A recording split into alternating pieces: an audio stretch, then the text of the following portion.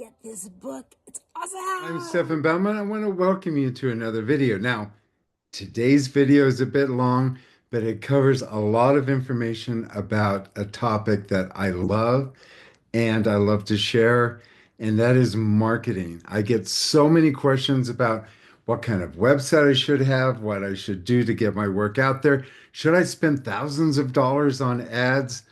Yes, listen to this and let's get serious about getting you out into the market and getting your artwork out there onto websites, onto Facebook, on Instagram, whether you should do some of these other programs like Fine Art America or Art Pal.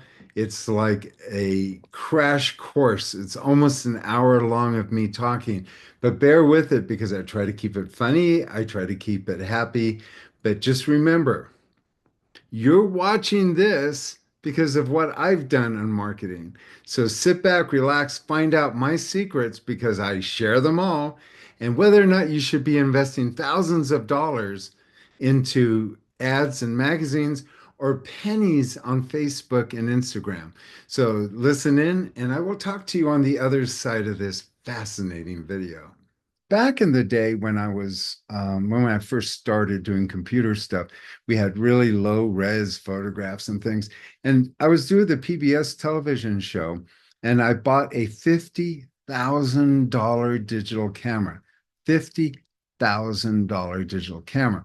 That camera actually filmed my PBS show on the national parks. That when we first started, we were on beta, and beta, I don't know if you know, were these gigantic cameras, and we had to actually hire a camera person and another camera person to carry the camera and the tripod. It was huge. And I was started by TV show on PBS, The Grand View, America's National Parks Through the Eyes of an Artist. And we had to go in, and it was very expensive to hire a true crew. This was just at the cusp of this new digital. In fact, the first season that we did of the Grandview, it's the smaller, squarer format. And if you haven't ever seen any of my PBS shows, that basically brings you to me here. You'll see it's a PBS Stefan Baumann, America's National Parks Through the Eyes of an Artist. And we did this actually in the wake of Ken Burns' National Park series. Everywhere we went, Ken Burns was sure to go. And they were saying, "Are you part of the Ken Burns thing?" And we go, "No, we're separate." But anyway, so we did 20 episodes. Half the episodes are narrower screens because this longer format came in with the new technology that came in. And so what you actually see, you could see the different first season and second season just by the formats there, and they're all on YouTube, so you can look that up. But we went out with our cameras and we shot with this new camera. We went out with the expensive camera when we actually started filming. So it was just at the technology. And that camera that we bought for $50,000 was half the quality of the camera you have in your phone. No kidding. Your phone quality is PBS compatible. You can actually film really high resolution photographs and films. In fact, there are a lot of films that are now coming out that are done with cell phones. So a lot of TV shows are done with cell phones. So there is no reason why you cannot photograph your artwork for anything you want. So you don't need to go buy a new camera. You don't need fancy camera equipment. In fact, the more complicated you make this, the more likely you're not going to do this, to advertise, to get your artwork out, to go to Art Pal or Fine Art America. Now, before we dive into that question, I'm not affiliated with anybody. Art Pal, Fine Art America. We're going to talk a little bit about storefronts, and we're going to talk about the other websites for artists that are out there that you guys are on. I'm not affiliated with anybody. I don't get any money from anybody, nor do I get any money from any paint company or canvases. Of course, if somebody wants to offer me some money, I'm more than happy to take it. And I will say, "Oh, yes, those people are awesome." but I haven't sold out yet. So everything I'm going to tell you right now is straight from the heart and my 40 years of experience, which is priceless. So going into your thing is like you always want to make a good presentation of yourself whenever you show your work. If you're kind of half drunk and you can't hold a camera straight to your picture, maybe you should wait till you're sober up before you take on this journey. When you take a picture, you want to make sure that the picture is flat. You want to make sure your camera's flat. You want to make sure that both of them are completely vertical to each other, which means that you kind of move the objects. You should put your painting on a wall. Now, a lot of people are freaky when it comes to taking pictures of their stuff. And believe me, if you put in any word like, Bierstadt, Sierra Mountains, you're going to see 50 different variations of that just in color and value and all of the ways that everybody's cameras are.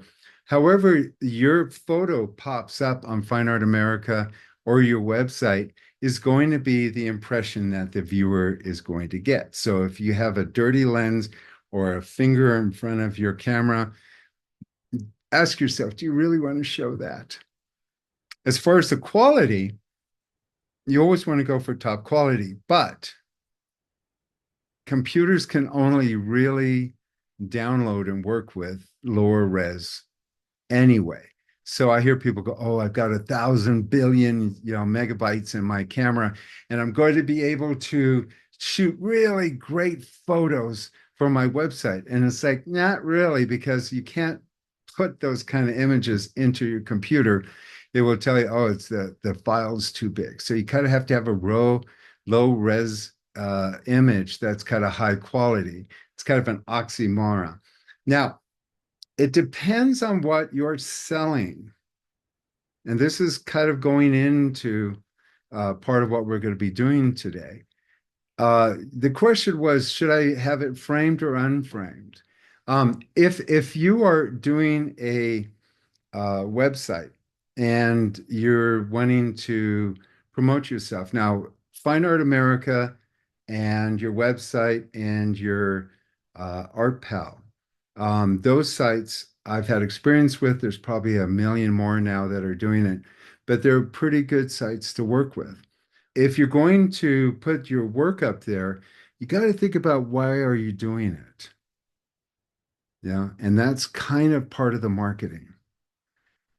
So if you intend to sell a work,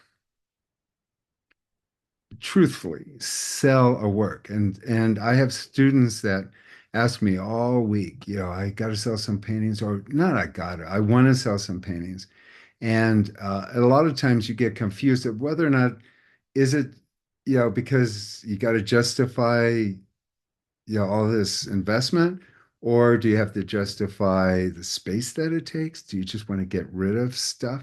I mean, every artist in the world has a garage full of crap, and it does accumulate.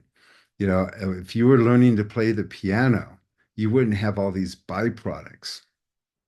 So, and that's what we're doing. I mean, while you guys are learning how to paint, these have no value to them, realistically. Those of you that take coaching with me, and even the ones that are, yeah, that you're doing here, I mean, let's just get really real here. You're producing a byproduct in the process of learning to paint. So that piece of canvas or mat really does not have any value to it. I know it's kind of scary. It's like, really? It doesn't. If you were practicing the piano, do you expect to, record a CD and go sell that every time you practice? And unfortunately, we have to practice on something. And so if we get away with just thinking about this doesn't really have value on it, we can free up our energy to actually learn how to paint. Now, painting is a noble thing. It is one of the greatest things that you could possibly do. It is a wonderful craft. It is a traditioned medium. I mean, you could do a lot of things with your spare time. You could learn how to play the piano.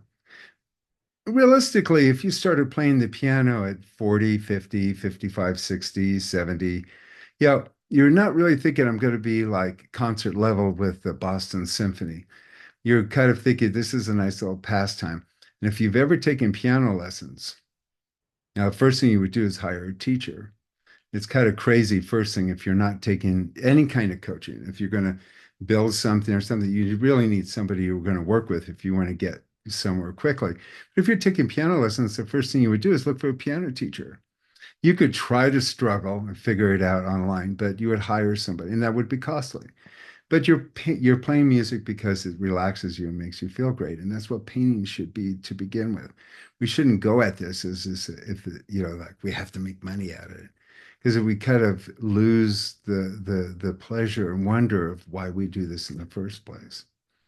So I would recommend first to kind of set your sights. Now, so what we want to do, and this is part of what I was going to be talking about, is that we want to start campaigning artwork.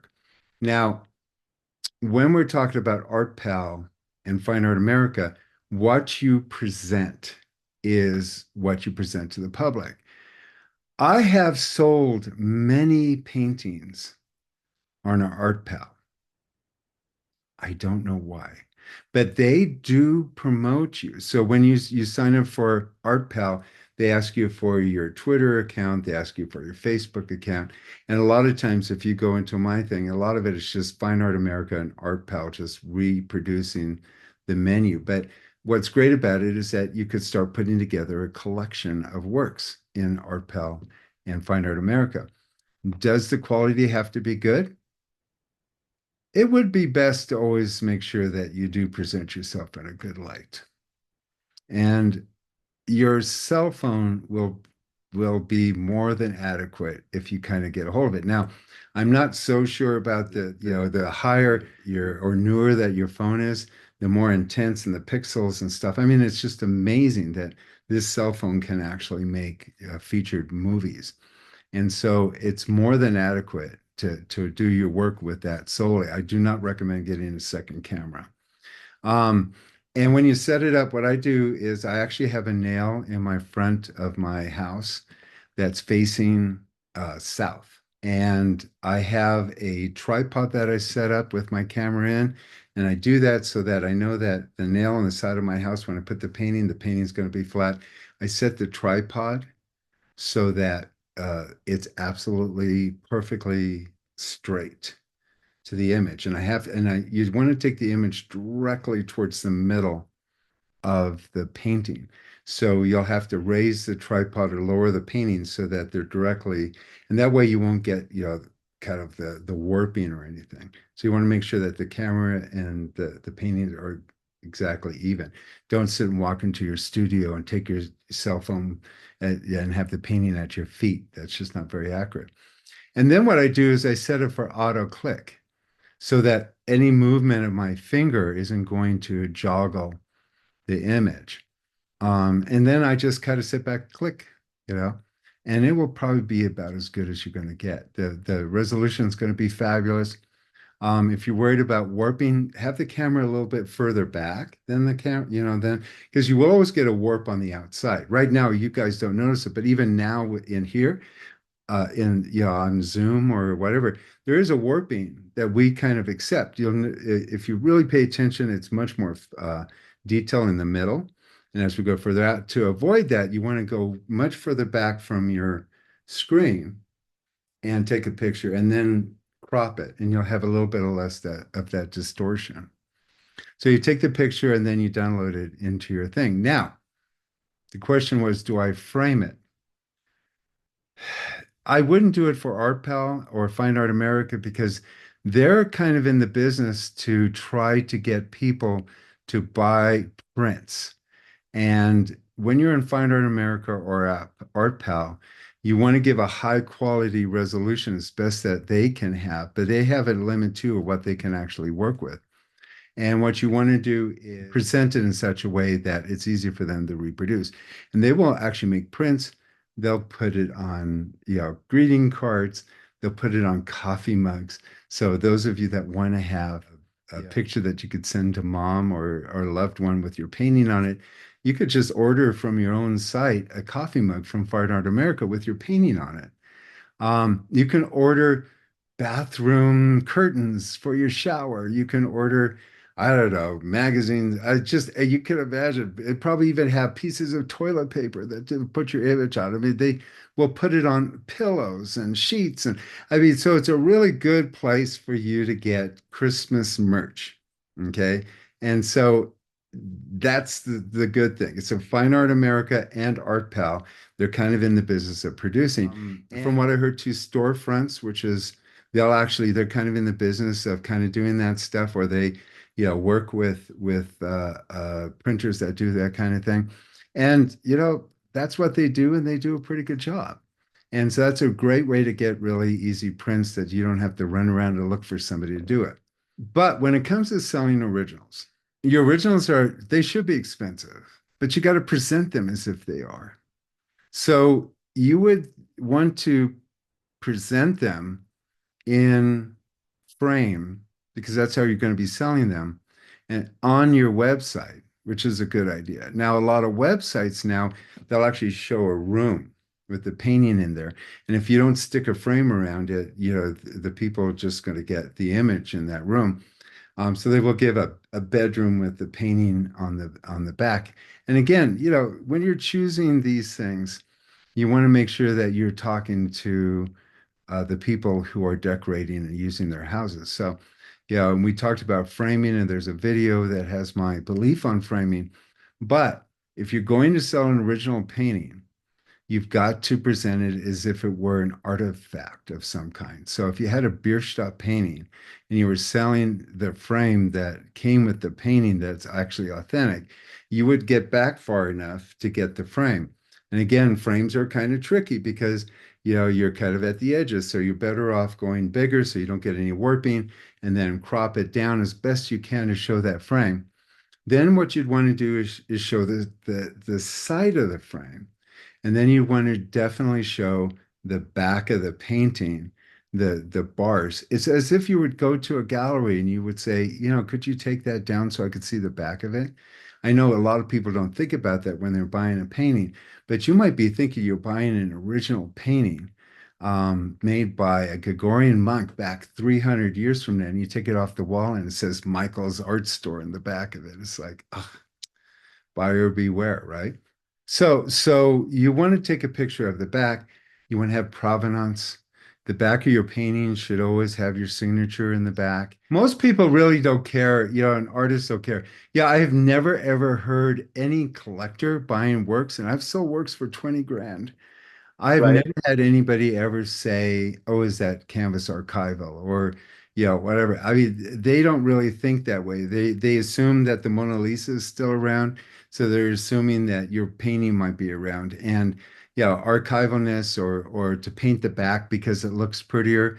Um, uh, it's like I just did the wolf painting that I did for the snowboard company, Never Summer. And as I put it into the box, I had a absolute dear student. She's like an adoptive mom to me. Had really, really severe arthritis, and her hands were like flippers. And she would be in my art class, and you never knew she was in such pain. And she passed away. I happened to inherit these canvases, and this one canvas I did for the Never Summer um, people for the snowboard. And I said, oh God, I had to actually pull the painting out of the box again. And I wrote in loving memory of Laurie Garfield. And I put it back in again. And so that's done in ink in the back of the canvas. And it was a rare time that I actually used a canvas because it was just perfect. But it was a high-end oil prime canvas. It was really, yeah, it was a beautiful canvas to work on, and it was smooth as glass. She paid a fortune for this. So the least I could do is at least honor her. And so I slid it back in. Now, if that painting were ever resold, it would be, interesting. And you hear this in Antiques Roadshow, the provenance, we turn it around and this was autographed to somebody. So having the back of the painting in the back, and you should always be signing the back of your paintings anyway. And then a lot of times, a frame, like the frames that I have are collector quality frames. And so people will actually notice and say, oh, is that a Marbury frame? And I go, yeah. And they go, wow. Because they're handmade, gold gilded. I've got frames that are this big that are $800 just in the frame alone before the painting goes in it. Can you tell the difference? No, but collectors know when they're good. And you turn them around and you can actually see the craftsmanship. The side, when you're taking the side of a frame, is to show the viewers really how deep it is. And when you're actually filling out the information on your website, it should say, canvas size, uh, you know, 18 by 24, frame size, overall length and height. Those are all things that they should know. They should see a sample of it. You may even go so far as to show a corner of it so people can actually see, was it, custom made with, no corner, or is there actually a cut where the corner was made? And then the side profile to see, does it come out in, how many inches or centimeters, wherever you are. And that should be listed in the description too, as if you were making a description for some artifact that you were selling, that was a teapot from Paul Revere era. You would say the spout's so big, the width is so big, this is where it's at. Any provenance, like if it wasn't an art show, or two or three, you would actually list, as was featured in this show, and a lot of you already have done some shows, and particular paintings have been seen here, here, here. That would be listed on your website too. You flip it over, anything that's been altered or changed or added to would be back. You would actually write, in the loving memory of Laurie Garfield. You should date the back of your paintings too, just so that you have an archive. And then when you put it into your website, you would archive it.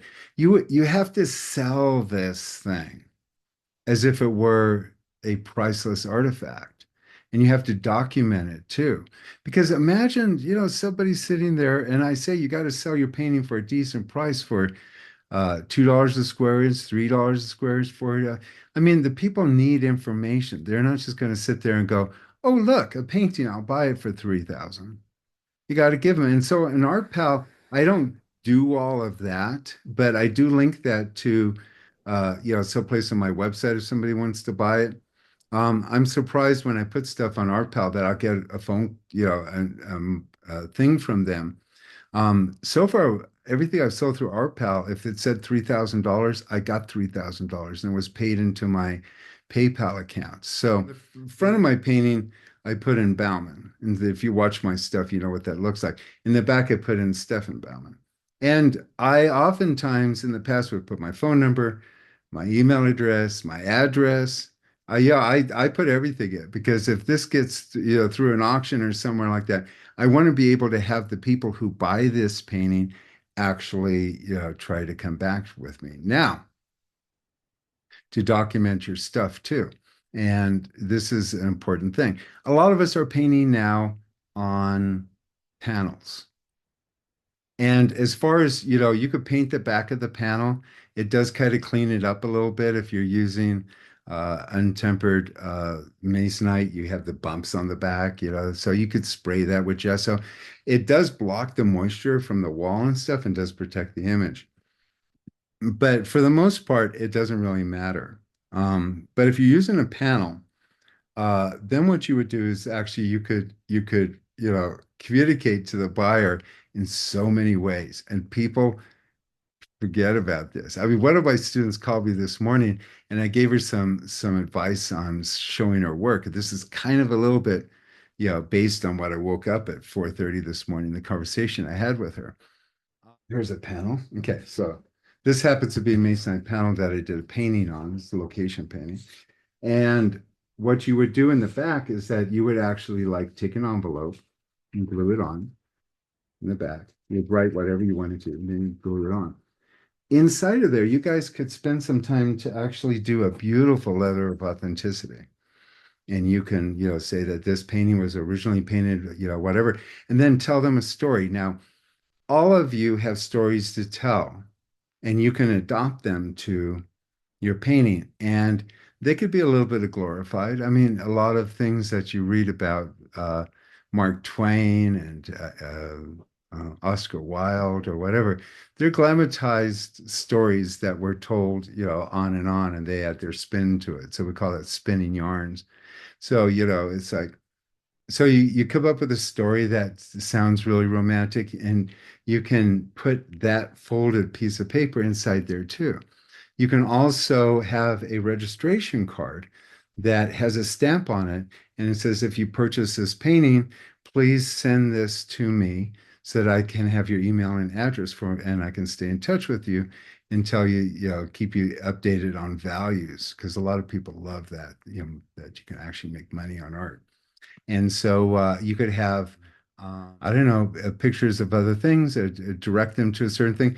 But there's a lot of stuff that you can stick in this envelope in the back and just leave it open, and people can open that up when they're home, because if they've spent $4,000, they want to play with their painting, and you're giving them that. And so it's a resource that a lot of people don't do, and it really doesn't cost you anything, and you may gain a collector for life. Now, one thing you guys have to realize, if you want to go into selling art, I have in the years have had collectors that bought everything I bought.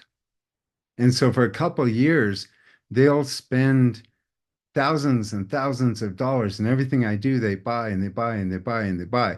And the thing is, all you need is a few people like that. Actually, all you need is one who just loves your work to that point. And, if you want to start selling your work, you kind of have to like what they call in Yiddish schmooze. You got to schmooze your clients a little bit and give them stories, give them updates. And that's why it's so important. I mean, I hear my students going out doing art shows, and I go, well, I don't ask them how many paintings did you sell, because that's irrelevant. Because for the most part, you're not going to sell anything at an art show for a big amount of money, because people don't know who you are. But if you started putting together newsletters and contact them and send them a Christmas card that you handwrite saying, "Hey, I'm out here. I appreciate you purchasing my work and being one of my collectors. How about getting a Christmas painting or whatever like that?" So the most important thing you can get is their email address. And so when you engage with somebody on location, and it doesn't matter where you are, if you're outdoors, if you're, that's why, if somebody comes up and says, "Wow, I like your painting outdoors. Do you sell your work?" It's like bombard them with cards, bombard them. Try to do everything you can to get their email address. Because if you went out to try to find somebody's email address that would be interested in you and your artwork and make it part of their thing, it'll cost you hundreds of dollars. And all you have to do is do all this for free. And you don't need a lot of people. If you found 20 people buying your work, you wouldn't be able to give them enough paintings to keep them satisfied. You would start getting a collector list. And this could be the most valuable information you ever get from me. So heads up. Whether you're on storefronts, whether you're on Faso, you need to rethink that whole thing. You need to be thinking about what you're doing, because just because you have a website, just because you spend thousands of dollars for them to promote your website, and then you go to your website, you go, what do I do? And you give all these choices. I mean, seriously, it's like you're going to overwhelm yourself. I mean, one of the questions today was, the quality of your photographs, and whether, all that doesn't really matter if you're stopped by just that question, like, well, what kind of photos do I? It's like, when it comes right down to it, doing nothing is worse than getting a really shitty photograph out on the website. And you can go and fix it. If you're going to put in a website, go in and just nobody's going to see your work for years anyway on a website if it just sits there. So if you go, "Oh, I'm doing a website, I got to sit and wait till I get to buy a camera, but I don't have enough money till January," and I'm gonna, it's like, that's not getting you anywhere. And that's not really what you should be thinking about, because what I want everybody to do right now is think about now, today. What are you working on? If you have an empty website, start off with this. Finish it. Put some provenance in it. Put together, yeah, a lot of authenticity. Put it in a really nice frame. Now you go, oh, but I don't have money for them. You should be painting on 12 by 16 as a whole. Okay. That is our our family, 12 by 16. You can go out and it's a good selling price. It makes it in the living room as opposed to a bathroom. So come up with the price and all that. And then you buy yourself one really beautiful frame, collector quality, just over the top. It might cost you a bit, but all you need is one. And then you place that into that expensive frame. You do all of your photographs and stuff on it. Just make sure you can duplicate the frame. And then you start campaigning. I used to show Akita dogs, and I had two of the most beautiful Akitas out there in the world. And Akitas are a Japanese guard dog. And in fact, one of my Akitas is on the cover of Treasures from Japan, and it's an Akita book. And my dog's on the cover. So that's how, really huge he was. And so when you get a dog, you spend the first year in what we say campaigning them, because part of campaigning a dog is so that you can have puppies or sell, the byproducts of the male, and that's kind of the business. If you had racehorses, you would do the same thing. You don't have like 60, 80 paintings to try to juggle and deal. And that's why I wanted you to do is just unburden yourself and just think about right now, you're going to create the greatest work that you ever did this week, you or this month, however you're a slow painter or a fast painter, but you're going to create a treasure. And you're going to start with that. With that, you're going to varnish it so it's perfectly, and your signature is gorgeous. On the back, you're going to put your envelope with your letter of authenticity. You're going to get this one special frame that's 12 by 16. You're going to take beautiful pictures of it. Then what you're going to do is that you're going to campaign that painting. And this is where I think most of you get totally consumed with, overwhelmed by all of this. So Skylar mentioned something about Instagram. That's just one of many. Yeah, if you want to get your work out on Instagram and stuff, it's got to be first, it's got to be quality. There are a lot of really great painters out there. Yeah, you got to kind of think about your work and be serious about, okay, if I want to do this, where do I start? Instagram and Facebook, they're just ways of getting your stuff out. Now, to address our fears of Facebook, Instagram, TikTok, nah, nah, nah, nah, nah, nah, nah, get over it. If you were doing art back when I was doing art, I was on the cover of Southwest Art in 1981, January. Go look it up. I was in People magazine that same year, the John Lennon issue. So when he got shot, yeah, I was in that magazine. The thing is, when I was in these magazines, airline magazines and things like that, it costs you money. To get the cover of Southwest Art, you have to be chosen, and then you have to be ready to write a check for $5,000 or $8,000. There's not free. Nothing's free. And if you want an advertising in a magazine, be ready, $1,000 minimum for something this small, and it gets bigger and bigger. And then when you open up a magazine with artists in it, it's like how many artists are in there paying that? It's a waste of money to be buying ads in magazines. Galleries don't do it anymore. Desperate artists buy art, put their art in magazines, hoping to get noticed amongst all of the noise that's in a magazine. In fact, I would probably say most of the people who read magazines that have artist advertising in them, uh, they usually don't even read the magazine. It's just there on their coffee table. Or there are other artists that are trying to do what you are trying to do.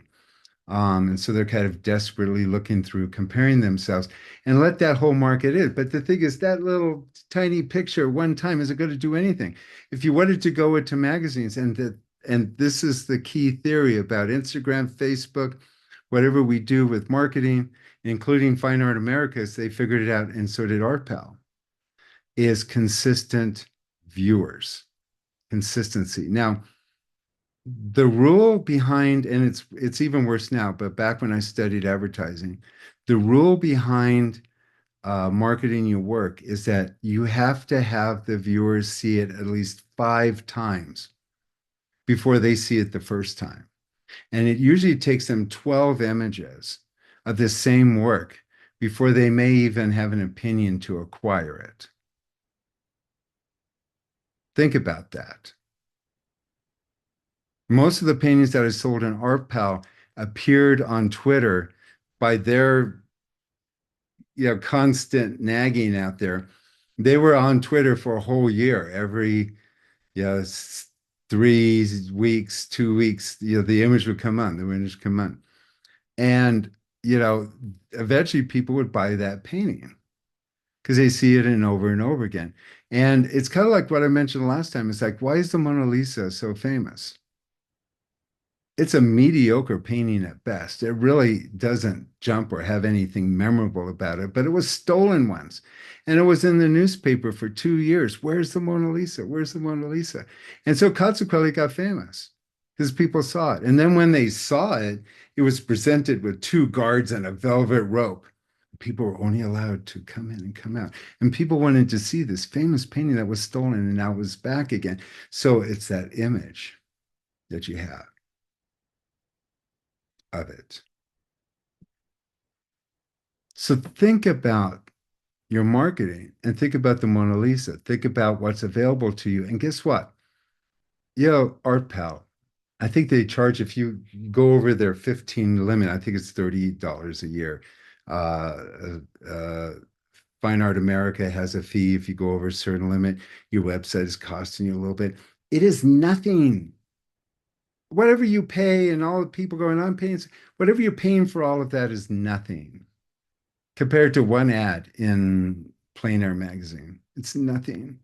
And the thing is, you're going to get more views on your work on those sites than you'll ever get in a magazine. Because all of you have magazines that have come in on art and they've stacked up on your coffee table. I don't have to say how many of you have those that you say, well, I'll get to that eventually. And the stack just gets taller and taller. It's like those people who used to get National Geographics. They stacked them up and never really looked at them. But someday, that's why we end up with those big stacks of magazines that someday I'll get to it. But there's always now and now. And then you look at your artwork and it gets overwhelming because you got these stacks and stacks of paintings. Where do you start? Well, you can't. You have to just close that. If you have time, you can add those in to what you're doing. But this month, my challenge for you is to take your latest, greatest piece, whatever that is. You might not have even started it, but my request is for you to start something amazing, absolutely glorious.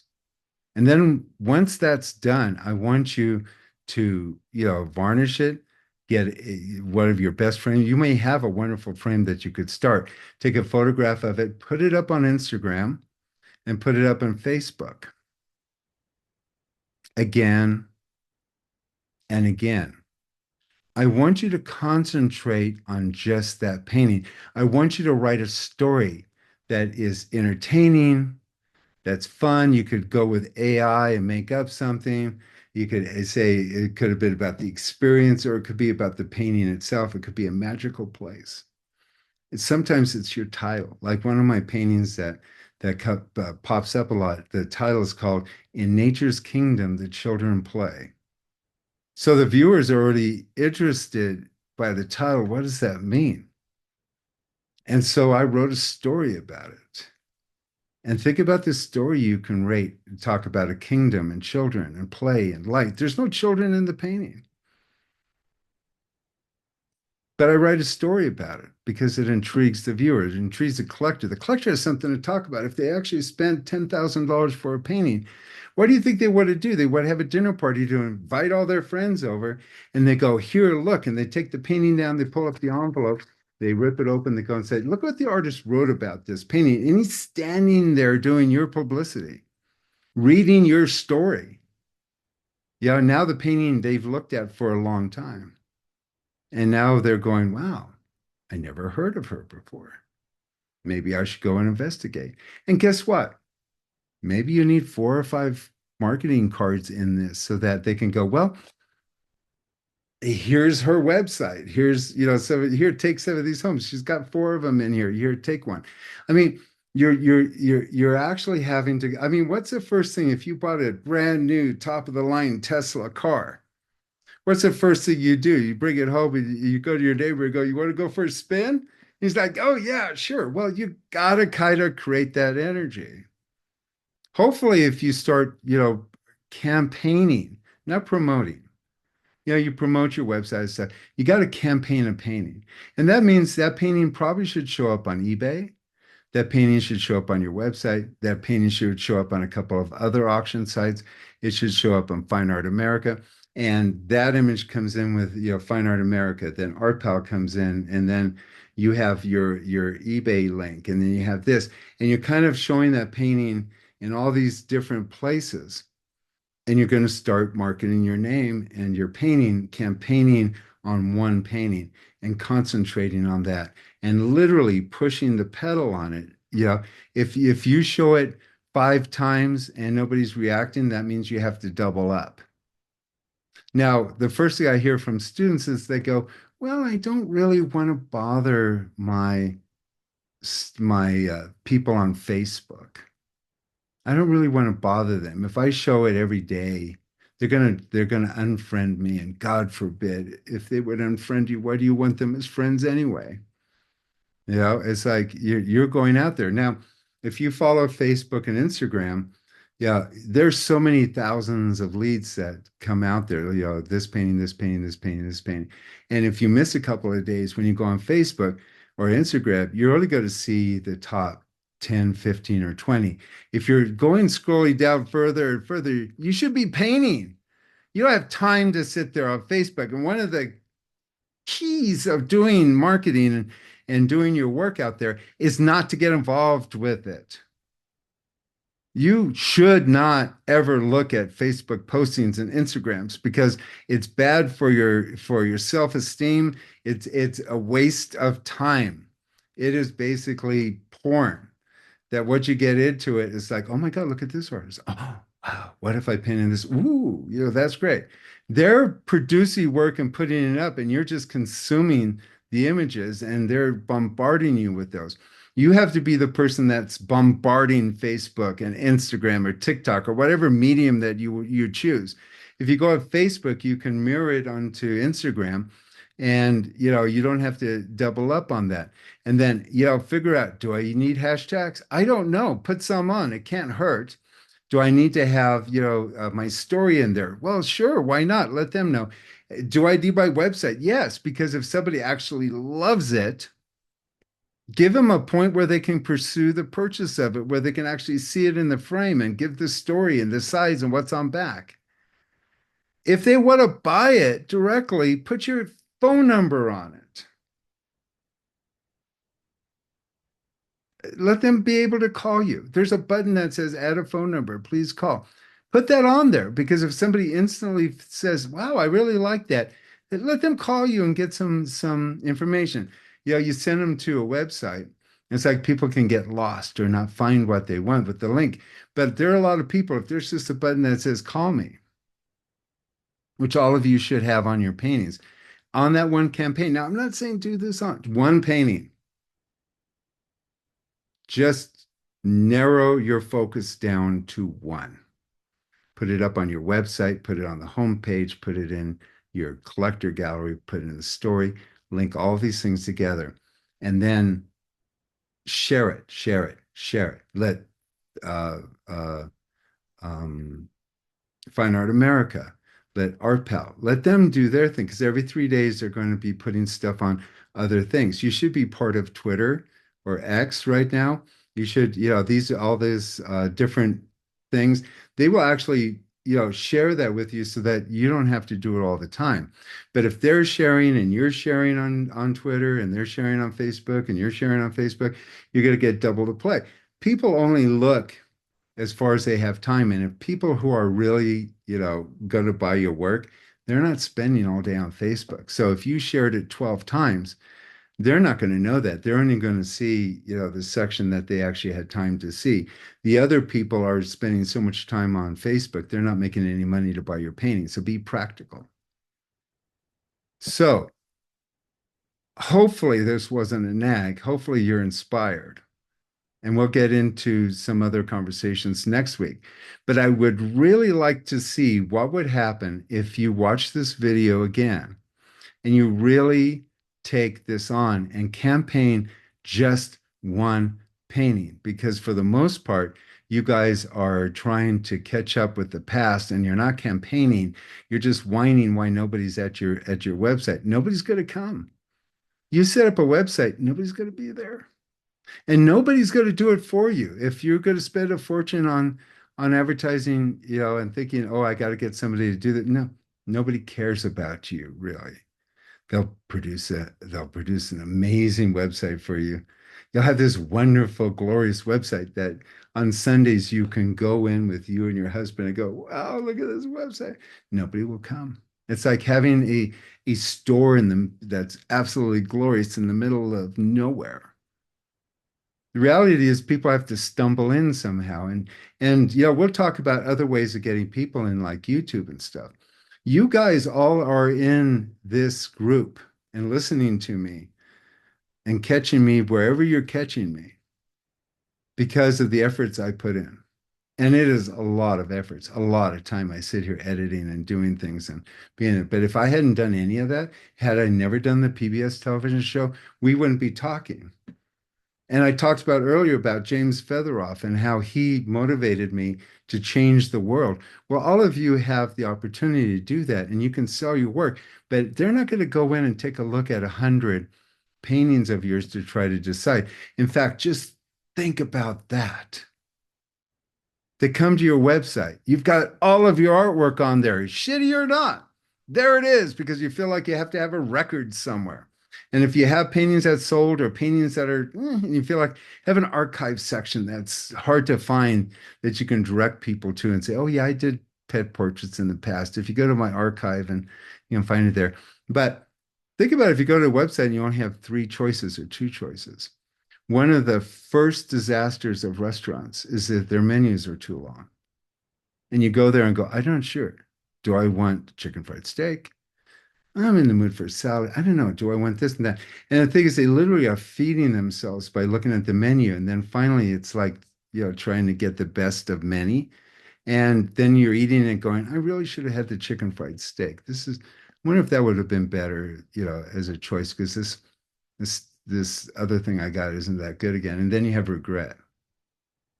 So when you're campaigning a painting, it's the first thing comes up on the website. It's one of 6 really great works that you feature in your website. The first one, you might have a couple more, but don't confuse people, because if somebody has to choose out of all of the paintings that you have on your website, what do you think they're going to do? They're going to go, oh, this is just, I don't know, I'm confused. It's just, if you go to a car dealership and they see you walking towards a car, that's the car they're going to sell you. They're not going to take you anywhere else unless you ask for one in blue. And if you go, yeah, do you have this in blue? And you go, would you buy it if it was in blue? And they'd go, yeah. Go, well, I'll show you the blue one. Only then would you have a commitment, do you show them others? So you do not want to have them compare, because they're going to compare, well, I don't know, what's the best value? What's the best? So don't confuse your viewer. Give them a value on the first painting that you're offering. And then say, it comes with an envelope with, all this information and this. You could be part of my collector club. If you send this card in, you'll be, first to know when I have other paintings. And I send you out Christmas cards. And periodically, I'll even send you a free little painting because I love you. You keep me alive. And all you need is 24 to 30 of those people. And it's not so overwhelming anymore. Most of you couldn't really, do enough quality work to be able to handle that many collectors. So you're thinking, oh, big Instagram, thousands of followers and stuff like that. And there are like people, you can go to Facebook and you could say, I want this image to show up only in places where people have a habit of following. And Facebook knows those people. They follow everything. And you can get your numbers real high on Facebook, but they're never going to buy. They're never going to share. All they know is followers. They're the people that are sharers, and you can actually direct your thing to that. And you ask yourself, well, I need more people on my website to give the presumption that I'm, a bigger artist than I am. Yeah, if you took $1,200 or $1,500 and put that into Facebook advertising, and they're advertising towards people and collectors and things, not other artists, you can direct that. You're going to have more eyes on people who've never seen art before than I mean, your feed, if I looked at your feed, you would have Stefan Baumann, Linda, da, da, da. You guys are looking at a lot of artists that you guys are doing. Yeah. And all of that noise not only makes you nervous because that's the competition, but people who are really interested in other things like national parks and beauty and hunting boars, they don't see all of the artists out there. In fact, a lot of them don't see artists at all. I know that because they've never really liked another artist. Those are the people that when your feed pops up and you've got an elk or a bull or a dog, a breed, a whatever, and all of a sudden your painting comes up and they go, I never thought about having an elk painting in my office. That would be kind of special. Yeah, it's isolated and it's direct. It's like if you advertised one of your paintings in, let's say, Town and Country, directly, that high-end magazine for for rich people, and you were the only one that could afford an art piece in there. And it got to eyes of people who have lots of money and who buy these magazines because they want to show their friends they have good taste. And you had your one ad that cost you $15,000 for a page in there. You'd probably get pretty good response. So even choosing the magazines, don't go load up your dance card with art magazines like Southwest Art and magazines that are out there. Okay. Think about something different. Cowboys and Indians is another magazine. Architectural Digest. Now that's a thought. How many of you actually would think about getting an article in Architectural Digest? How, I was 17 when I was inside People magazine. Do you think People magazine called me up and said, "Hey, out west in Lake Tahoe, we saw you just went through puberty and we'd like to do an article on you because, you got this art thing going." They didn't know who I was. I had to market to them and they go, "Well, do an article." The best thing you can do in any magazine is try to get an article. That's what you're after. Having an ad isn't going to get you anywhere. And articles kind of show the world. Nobody reads them. I could ask you, who's read the last Plein Air magazine featured article on an artist? And I would probably say none of you have. Um, but it gives the perception that people care, and it's all about images. So it's an interesting thing, this marketing. And I think I'm pretty good at it because I've got you guys watching me now for an hour and a half. And I thank you. We didn't lose anybody. I just am amazed. Well, hopefully you enjoyed that. I told you it's going to be long, but there's a lot of information. I was hoping that you take notes. But if you'd like to hear more of this information, I've got videos on this on YouTube. Like me, share me, just get more of this information. But if you go into my menu, you will see that I cover lots of advertising along with a lot of helpful hints. I spare nothing of my knowledge. You get it all for free. But if you'd like to get my new book on painting outdoors, this is an outdoor book, The Ultimate Guide to Outdoor Painting, but realistically, most artists use it for their studio. You can go to my website at stefanbaumann.com and you can directly order this, and I highly recommend it. But if you want to get more information and get down to it on the one-on-one, give me a call. Let's make this year the best year ever for you to finally get your artwork out there. Not only just in advertising and get yourself out and make a mark out there as an artist, but also get your artwork to be sellable. I talk about campaigning your artwork and just getting one work of art that's just fabulous out there and having some coaching on what to do to make it so great. And then, get it out there in the market is worth whatever it takes to get there. And I'm not expensive. So call me for coaching at 415-606-9074. If that's just a bit too intimidating, text me. I would be happy to take your text and we'll get started there. If not, go to my Patreon. Listen to my YouTube videos. I don't care. Just get off your butt and let's get your art out there and make this year the year you finally do something with your art after all the years you say, I'm gonna, I'm gonna, I'm gonna. Let's stop I gonnas and let's start doing it. So give me a call at 415-606-9074 and let's start making things happen now. I'm Stefan Baumann, and I would love to introduce you to a new book that I just wrote on plein air painting.